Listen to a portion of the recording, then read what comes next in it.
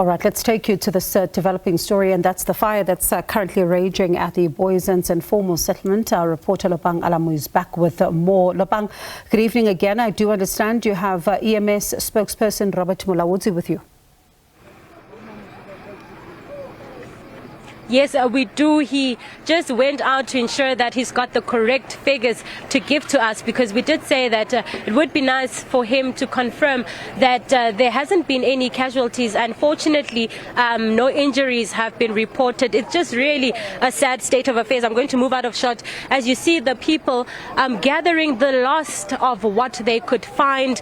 I've heard many people saying they're preparing to find a place to stay tonight. Well, most of them have actually said they'll be here the entire night to ensure that their belongings are safe and that they are able to gather what they can at the moment. We will be walking and showing you what's currently happening as we try to get a hold of Robert. I see him here.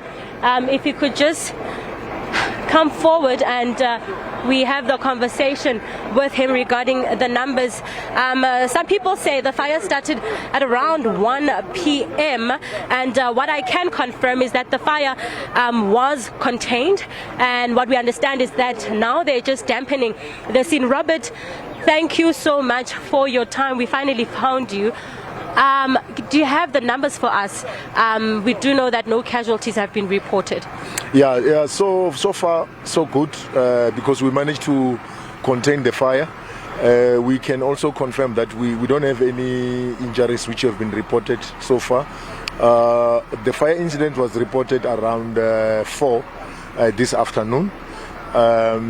Fortunately enough, we managed to respond quickly to the area to make sure that we contain the fire from the eastern sides as it was spreading to the western side. As you can see, we managed to make sure that we actually block it so that it doesn't, extend to the other side.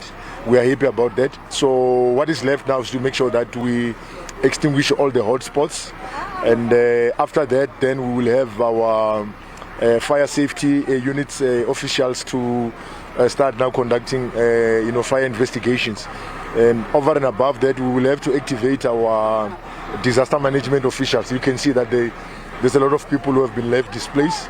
We had to make sure that we can be able to see whether we cannot be able to organize some temporary shelter for them from our disaster management officials. They will be the ones who will make sure that they organize that and ensure that they can be able to organize maybe some food parcels and so on. And could you please let us know, we do understand that some residents here claim that there was another fire just 2 months ago in October. How true is that? Yeah, we did respond to a fire incident in the same area, because we normally, due to the nature of the shacks, you can see that the shacks are built next to each other.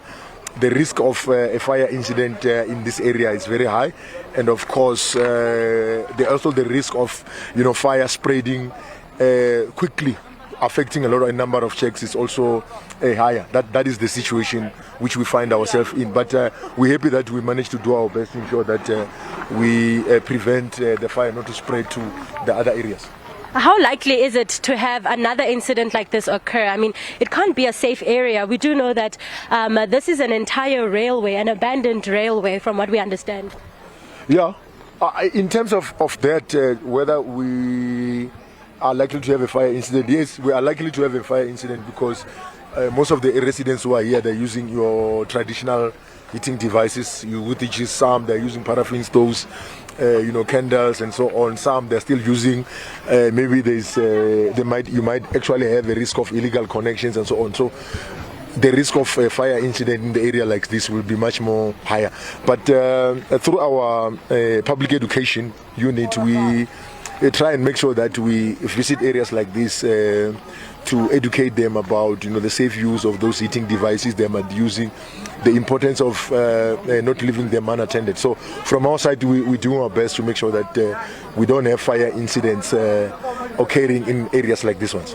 Well, thank you so much. That was Robert Mulaudzi for the disaster management. What we have been told is that no casualties and no injuries. We will be on the scene to keep you updated, but we now know that the fire has been contained and that the firefighters are just sorting out the dampening phase of this scene.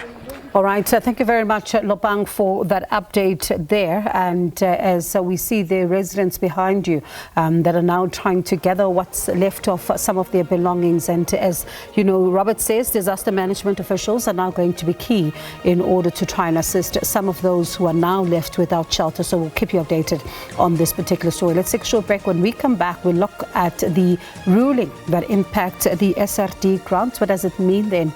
And how far does it go in order to try and address some of the concerns that the advocacy groups would have had, especially when it comes to dealing with some of those regulations?